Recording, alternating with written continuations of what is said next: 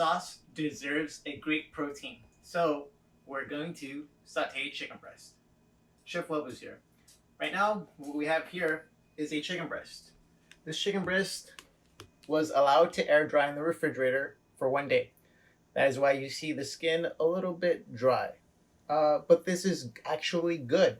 What this allows is for a nice color to be developed when we saute our chicken breast. Now, before you actually saute your chicken breast, however, you need to make sure that you take this piece of meat at least 10 minutes before you start cooking it.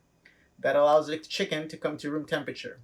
If it were a whole chicken, you might want to take it out 30 to 40 minutes before you roast it. If it were a turkey, you'd want to take it out at least an hour before you actually roast it. So with this chicken breast, as it waits here on our docking station before we actually cook it, we're actually going to start to saute it. Before we saute it, we're going to go over what we need. Here we have thyme, cubed butter, and garlic. And what we're going to do is that once we get nice color on both sides of the chicken, we are going to baste the chicken. When we baste something, we're actually imparting flavor by the thyme, the butter, and the garlic, but we're also helping it cook a little bit. So we have our butter, thyme, and garlic, as well as a spoon to help with the basting process, and a saute pan. Now, it is important before you actually place your chicken in your saute pan that one, the pan is not too big or too small. Two, that you actually condition the pan. And what I mean by conditioning is that you heat it up to a point where it's ready for that chicken to go in. And then three will come in that process as we saute, right? So let's get started. Before we start cooking our chicken, I'm just simply going to add about a tablespoon of oil to our pan. We want to make sure that this pan is nicely coated with that oil so that our chicken does not stick into our pan. So one tip here, if your chicken sticks to the pan, that means that the pan was too cold and the chicken got stuck. If the pan is just right at the right temperature, your chicken is going to have that nice, beautiful color that it deserves. Now, how do you make sure whether or not that pan is hot enough? Well, oiling has a smoking point. And typically, for vegetable oil, that smoking point can be anywhere up to past 300 degrees Fahrenheit. So what we want to make sure here is that we can actually see our pan smoking. Right now at the moment, I have my pan on low. The pan is conditioned, and all I have to do is raise up the heat. Once we see the pan smoking, then we are going to add our chicken. But in the meantime, while the pan heats up and I raise the temperature of my heat, I'm going to season my chicken. Now, for our chicken, if you don't have space in your refrigerator to allow it to air dry for at least 1 day, just take napkins and blot the skin. If your chicken is too wet, what's going to happen is that you're not going to achieve that nice color that it rightfully deserves. So just take a napkin and dry it. Here I'm going to season it with kosher salt, and I'm going to season it from the top, allowing those grains of salt to fall into that breast. Now, this might seem like a lot of salt, but the chicken is going to need that flavor. I'm going to add some black peppercorns. Going to turn the breast over. I'm going to use my other hand to season the chicken breast.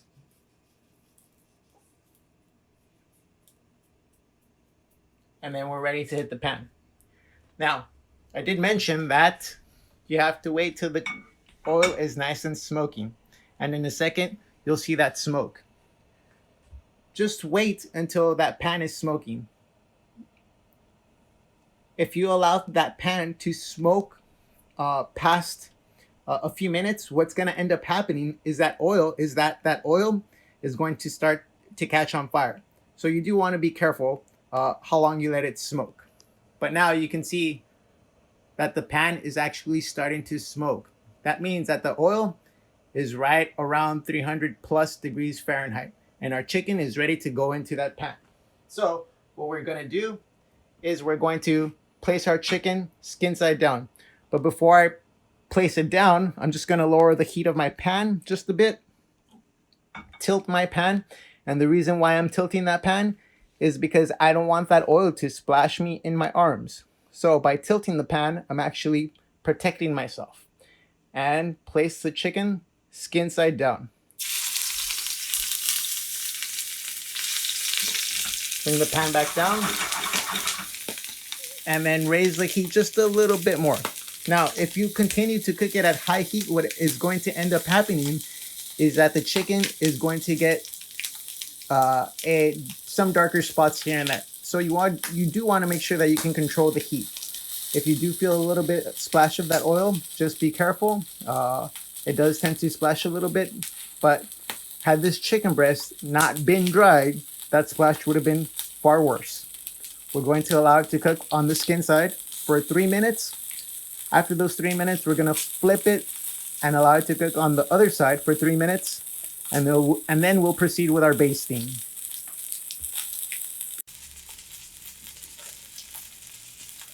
So after those 3 minutes, we do want to make sure we flip that chicken, and we're going to actually cook it for an additional 3 minutes. Now, the chicken skin was dry, so we were able to achieve a nice color on that chicken skin. We're going to cook it for an additional 3 minutes, like I mentioned. But one thing you want to take note of is that you want to refrain from moving the chicken too much, right?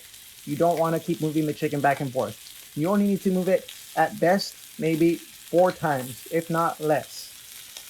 That way the chicken is allowed to cook evenly throughout the entire time. So an additional 3 minutes on this side, and then we're going to begin to baste our chicken for our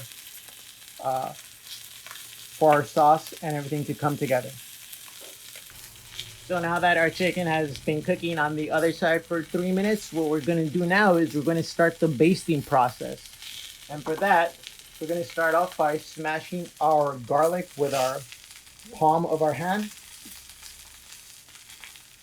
Just apply pressure to that garlic, and it should break easily with the pressure. Add it to our pan. We're also going to add our thyme, and we're going to add in our butter.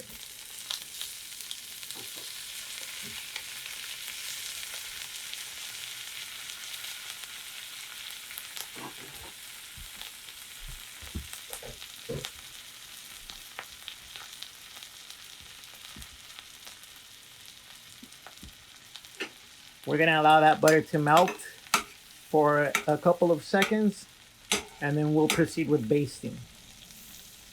What I'm going to do now, I'm going to raise the temperature of my fire, place my chicken on the other side away from me, get our thyme, place it on top of our chicken, get a few of those garlic bulbs,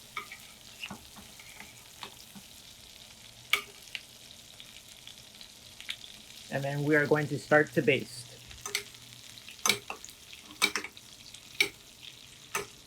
And what needs to occur in this process is that we need to continuously agitate the butter.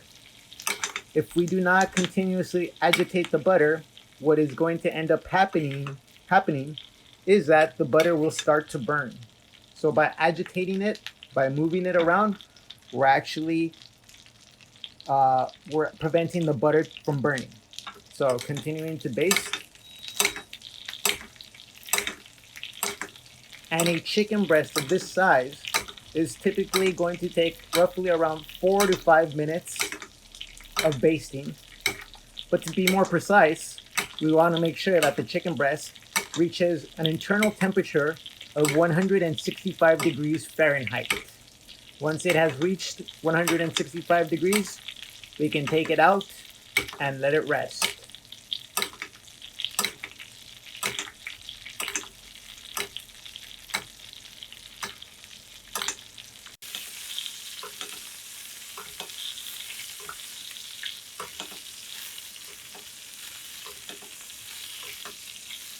After 4 minutes, what I'm going to do now is I'm going to actually insert a thermometer But before I do that, I'm going to turn off the heat.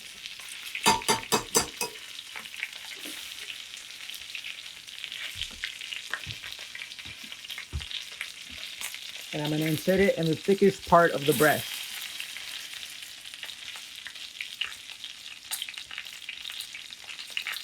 Now I'm looking for an internal temperature of 160. Now, I know I mentioned that chicken should be cooked to 165, but what's happening at this point is that the chicken is still continuing to cook, and it will continue to cook an additional 5 degrees Fahrenheit. While it continues to cook, it will eventually come to 165. So it read at 159. I'm going to take one more reading.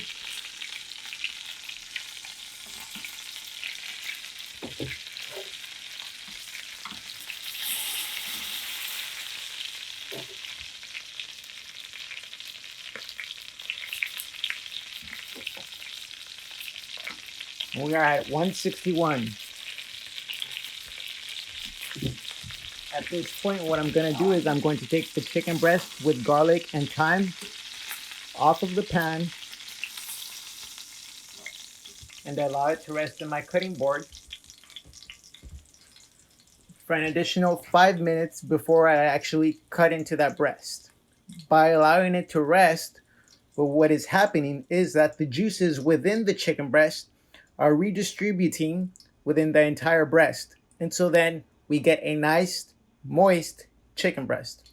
If I were to cut this chicken breast and not allow it to rest, what would happen is that the juices would all seep out and we would have a dry chicken breast. So we'll allow it to rest for 5 minutes.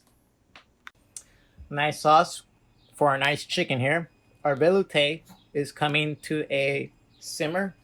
And as it comes to a simmer, if you see any impurities, anything that looks a little cloudy-like, you want to make sure you remove it from the sauce so that it doesn't go into our actual final dish. Just be very careful to remove anything. If you do remove anything, and you might see that there's a little bit of fat in that sauce. Now, consistency of the sauce is actually pretty good. I did save half a cup of chicken stock, so I don't think at this point it would be necessary. But again, if you see any impurities, you want to make sure you remove them from this sauce.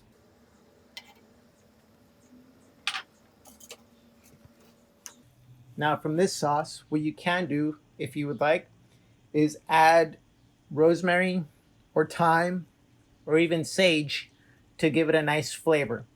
All you would do is add the herb into the sauce and let it infuse for 5 minutes. Once you've allowed those herbs to infuse, you simply take them out of the sauce and you have an infused velouté. You can additionally add some mushrooms if you would like, but this is a traditional velouté sauce made with a blonde roux and chicken stock. And now we slice. So before we get ready to slice our chicken, we just want to make sure that we taste our velouté, see if it needs any additional seasoning. And I'm just going to add a pinch of salt. Whisk that salt in. Taste it one more time. It's always important to taste your food, so it does not matter how many times you taste it. As long as it tastes good, then you should be good to go. And we're good to go. Now when it comes to slicing our chicken, we just want to make sure we remove the garlic, the thyme, and this chicken skin, right? You can hear it nice and crispy, right? We want to make sure we don't disrupt that nice crispy skin. So what we're going to do is we're simply going to be careful when we cut the chicken, right? We're going to cut it in slices.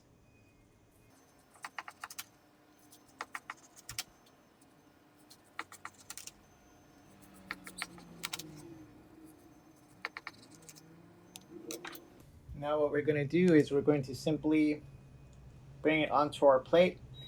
Now, there's still some juice that came out. We could have allowed this to rest more than 5 minutes, maybe 10 minutes at most, right? But this is not as much juice as it would have been had we cut it after we took it out of the pan. So we're going to place it in our plate here. Simply give it a little fan.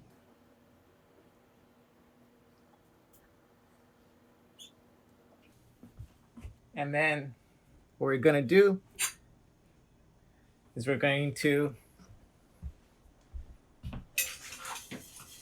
get our sauce.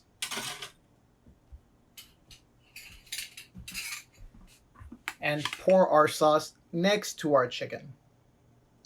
Now, the reason why we want to pour our sauce next to the chicken and not on top of the chicken is because we don't want to disrupt that nice crispy skin that we've just worked so hard to achieve. So by placing the sauce on the side, we're actually going to enjoy that nice crispy skin. And all we do now